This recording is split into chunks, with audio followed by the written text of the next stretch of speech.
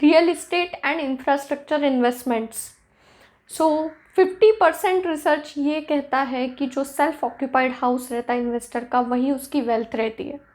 लेकिन अगर आप वेल्थ क्रिएशन में देखें तो कभी भी सेल्फ ऑक्यूपाइड हाउस ये आपका असेट कंसिडर नहीं किया जाता।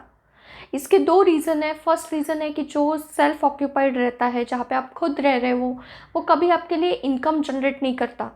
वो जिस घर में आप खुद रह रहे हो, वो कभी आप रेंट पे नहीं दोगे और वो वहाँ से आपको कोई इनकम जनरेट नहीं होगी। हाँ, अगर घर बहुत ही बड़ा है तो वहाँ से एक पार्ट में अगर आप रह रहे हो तो आप सेकेंड फ्लोर या थर्ड फ्लोर जो है वो रेंट पे दे के एक इनकम जनरेट कर सकते हो, बट जनरली ऐसा बहुत रेयर केसेस में होता है। एंड सेकंड है कि जो घर पे आप रह रहे हो वो आप कभी सेल नहीं करते। अगर आपको सेल करना होगा तो आपको वैसी ही एक सिमिलर प्रॉपर्टी परचेस करनी पड़ेगी जहाँ पे आप रह सकते हो। एंड साथ साथ में ही आपके वहाँ जो घर पे सेल्फ ऑक्यूपाइड हाउस रहता है वहाँ पे एक मेंटेनेंस भी आ जाता है कि आपको घर में खर्चा भी लगाना है, वहाँ पे एक्सपेंसेस रहते हैं, लेकिन कोई इनकम जनरेट नहीं होता।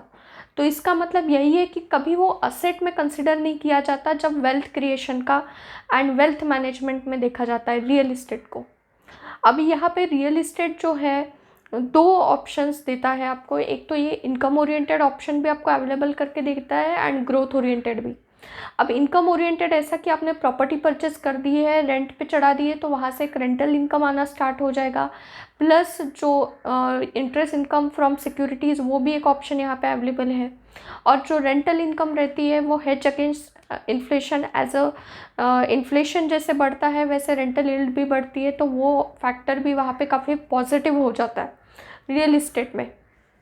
एंड सेकेंड चीज़, जो ग्रोथ ओरिएंटेड ऑप्शंस इन्वेस्टर को दिया जाता है, growth as in over the period आपकी प्रॉपर्टी का वैल्यूएशन इंक्रीज हो जाता है, लेकिन उसके लिए एक लॉन्गर होराइजन लेके चलना पड़ता है, लाइक 5 ईयर, 10 ईयर्स, 15 ईयर्स, ऐसे लॉन्ग होराइजन में आपका प्रॉपर्टी वैल्यूएशन इंक्रीज होता है।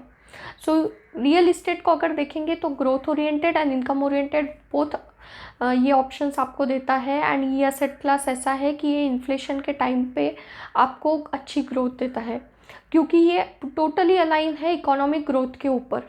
इकोनॉमिक ग्रोथ अगर अच्छी हो रही है एंड कुछ सेवरल लोकेशंस में प्री सेल्स एंड डेवलपमेंट का अगर ग्रोथ रेट अच्छा है, इंक्रीज़ हुआ है, तो काफ़ी अपॉर्चुनिटी बढ़ जाती है रियल इस्टेट सेक्टर के अंडर।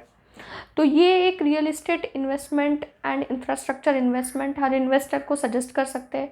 यहाँ पे दो और ऑप्शंस आते हैं, जैसे कि real estate investment trust and infrastructure investment trust, जो अभी आगे कवर करेंगे। एंड अभी स्टार्ट करेंगे रियल इस्टेट इन्वेस्टमेंट ट्रस्ट के साथ।